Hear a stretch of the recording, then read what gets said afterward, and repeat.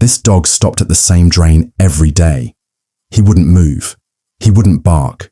He would just stare. His owner had no idea why, until she looked inside, and what she saw changed everything. In a small, quiet neighborhood in southern Italy, there lived a kind woman named Rosa. She was in her early 50s, lived alone in a modest home, and worked part-time at a local bakery. Her best friend in the world was her dog, Bruno, a large, loyal Labrador with soft golden fur and gentle eyes. Bruno had been with Rosa for 7 years. He was calm, well-trained, and very friendly with everyone in the neighborhood. People loved to stop and pet him during his walks. Rosa loved taking him out every morning and evening. These peaceful walks were her favorite moments of the day. But one evening, something unusual happened. As they walked past a narrow street near the park, Bruno suddenly stopped. His body became tense. He sniffed the air, ears up, alert. Then he walked over to a small storm drain by the sidewalk and sat in front of it. Rosa tugged gently at his leash. "Come on, Bruno," she said with a smile. "Let's go. The bakery closes soon." But Bruno didn't move. He kept staring at the drain, as if something inside had caught his full attention. Rosa looked down, but she saw nothing. Just the dark metal grates of the sewer. After a few minutes, she gently pulled him away. Bruno obeyed, but looked back at the drain several times. Rosa didn't think much of it. Maybe it's a smell, she thought. Dogs often got curious about random scents.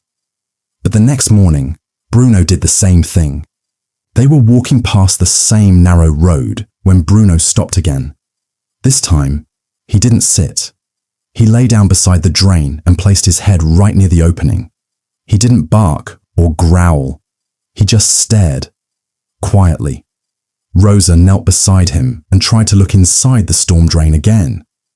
She didn't see anything. She even tapped the metal with her foot, but nothing moved. For the next 2 days, Bruno repeated the same behavior. Every morning and evening, he would stop at the same spot and stare into the drain. Rosa began to feel uneasy. Something about Bruno's focus didn't seem normal. It wasn't excitement. It wasn't play. It was something more serious. On the 4th day, Rosa decided to stop guessing. After their walk, she told her neighbor, Carlo, about the dog's strange behavior. "He just sits there?" Carlo asked. "Every time?" "Yes," Rosa replied. "Same drain. He won't move until I pull him away." Carlo scratched his head. "Maybe a mouse got stuck in there. Dogs can hear things we can't." "Maybe," Rosa said softly, but her heart still felt heavy. It was like Bruno was trying to tell her something. That evening, things got even stranger. Rosa walked into the small grocery store near the park and bought Bruno's favorite snack, a pack of smoked chicken treats. As soon as they stepped outside, Bruno suddenly pulled at the leash. It was unusual. He was always calm, never in a rush, but now he tugged hard, running toward the drain. Before Rosa could react, Bruno yanked the leash out of her hand, grabbed the chicken treats from her shopping bag, and sprinted down the road. "Bruno!" she shouted, running after him. "Come back!" The few people walking by turned in surprise. Rosa chased him as fast as she could. Her heart pounded. She had never seen him act like this. When she finally reached him, she froze. Bruno was sitting by the same storm drain, the treat packet in his mouth. He didn't eat the treats. Instead, he dropped them near the opening and began nudging them toward the drain with his nose. "What are you doing?" Rosa whispered, breathless. She walked closer, slowly, trying not to startle him. As she approached, she heard something. It was faint, but clear. a tiny sound coming from the drain. It was a meow. Rosa's eyes widened. She crouched near the opening, her face close to the grates. She listened again. This time, it was louder. A desperate cry, thin and high-pitched. There was something alive inside. "Oh no," she whispered. Rosa pulled out her phone and turned on the flashlight. She angled the beam through the metal bars. For a moment, all she saw was concrete and shadow.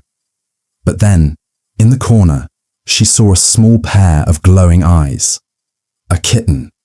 No, not just one. 2 tiny kittens, huddled together. They looked cold, wet, scared. Rosa gasped and stepped back. Bruno sat beside her, tail still, eyes fixed on the kittens. He hadn't moved from his post. "You knew," Rosa whispered, gently placing her hand on his back. "You knew all along." She quickly took out her phone and dialed emergency services. Her hands were shaking. She explained the situation and gave the exact location. The dispatcher promised to send help immediately. Within 15 minutes, a small fire rescue truck arrived. 2 firefighters stepped out with flashlights and tools. Rosa ran to greet them. "Thank you for coming. Please, they're inside the storm drain. 2 little kittens. They've been there for days." The firefighters nodded and got to work. But there was a problem. As one of the firefighters approached the drain, Bruno stepped in front of him and let out a low growl. It was quiet but serious. A warning. The firefighter looked at Rosa in surprise. "I'm sorry," she said, walking up to Bruno. "He's just trying to protect them." She knelt beside Bruno and spoke gently. "It's okay now, boy. They're here to help. You did your part. Let them help now." Bruno looked into her eyes for a moment. Then, slowly, he stepped aside. The firefighters carefully removed the metal grate. One of them lay flat on his stomach and pointed a flashlight inside. "There they are," he said. "Poor little things." He reached in slowly with a long tool and carefully lifted one kitten out. It was no bigger than his palm. Its fur was soaked, and it shivered in the night air. The crowd that had gathered gasped softly. Rosa covered her mouth with her hand. Then the firefighter went back in. The firefighter carefully reached into the drain again. Slowly, gently, he pulled out a second kitten. It was even smaller than the first, with grey fur and tiny trembling legs. The crowd gasped again. Rosa stepped forward. "Are they okay?" "They're weak," the firefighter said. "Cold and scared, but alive. That's what matters." Bruno sat quietly beside Rosa, watching closely. He didn't wag his tail. He didn't bark. He just stared at the kittens with soft eyes full of concern. As the firefighter prepared to close the drain, something caught his attention. "Wait," he said. He leaned in again, his flashlight sweeping the dark tunnel. "I think there's another one." Everyone stood still. He reached in again, deeper this time, until his arm almost disappeared into the hole. With slow and careful movements, he pulled up a third kitten. This one was black, with tiny white paws. Rosa stepped forward and placed her hands on her chest. 3 of them. The firefighter wasn't done. "One more," he said, way in the back. Using a longer tool, he carefully reached into the far corner of the drain. It took more time, but finally, he lifted out the 4th kitten. Small, shaking, and covered in dirt. Now, there were 4 little lives sitting safely in a warm blanket one of the neighbors had brought. The crowd clapped softly, some smiling, others wiping away tears. Bruno stayed close, his eyes still fixed on the kittens. He looked tired, As if the job he had taken upon himself was finally done, Rosa knelt beside him. "You saved them," she whispered. "You saved every single one." The firefighters nodded. Without him, they wouldn't have made it another night. Rosa turned to the officer. "Can I take them to the vet? I'll pay for everything." "Of course," he said. "They need care right away." One of the neighbors offered to drive Rosa and the kittens to the veterinary clinic. Bruno jumped into the back seat with her, never taking his eyes off the tiny creatures wrapped in the towel on Rosa's lap. At the clinic, the vet examined the kittens one by one. He confirmed they were cold, hungry and weak, but there was no permanent damage. "They'll recover," he smiled. "They just need warmth, food, and love." Rosa sighed with relief. Bruno let out a low whine and rested his head on her knee. Over the next few days, Rosa visited the animal shelter daily. The kittens were now safe and being cared for. She would bring Bruno with her, and every time he would sit near the kitten room and watch them through the glass. He didn't bark. He didn't play. He just watched. The shelter workers were amazed. "We've seen many dogs," one staff member said, "but none like him. It's like he thinks they're his responsibility." Rosa smiled. "I think he knew they were in trouble long before any of us did." As the kittens grew stronger, the shelter began searching for people to adopt them. But when they asked Rosa if she wanted to take one home, she hesitated. "I can't just take one," she said. "They've been through so much together. I don't want to separate them." The shelter manager frowned. "But 4 kittens are a lot of work." Rosa smiled and looked at Bruno. "I won't be alone." Bruno wagged his tail softly. A few weeks later, the paperwork was complete, and Rosa officially adopted all 4 kittens.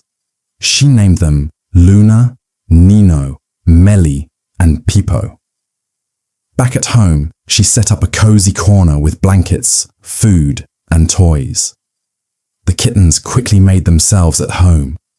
They followed Bruno around the house, sometimes crawling on top of him or curling up beside him to nap. Bruno didn't seem to mind. In fact, he seemed happier than ever. Neighbors often visited to see the hero dog and the kittens he had saved. Rosa even shared the full story online, and soon, people from other cities sent messages of support and admiration. But for Rosa, none of it mattered more than this. Bruno had reminded her that sometimes animals see things we don't. They feel what we can't. And when they act differently, it's not always something to ignore.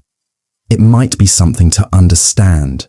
One evening, as the sun set outside her kitchen window, Rosa sat on the floor with the 4 kittens curled up around Bruno. She looked at them and smiled. "You're not just a dog," she whispered to him. "You're a guardian." Bruno licked her hand once and lay his head down. The house was quiet, peaceful, but now it was fuller, warmer, more alive, all because one dog refused to walk away. Sometimes love speaks in silence. Bruno never barked loudly, never made a scene, but his actions saved 4 tiny lives. Animals have hearts full of instincts and care. We just have to listen.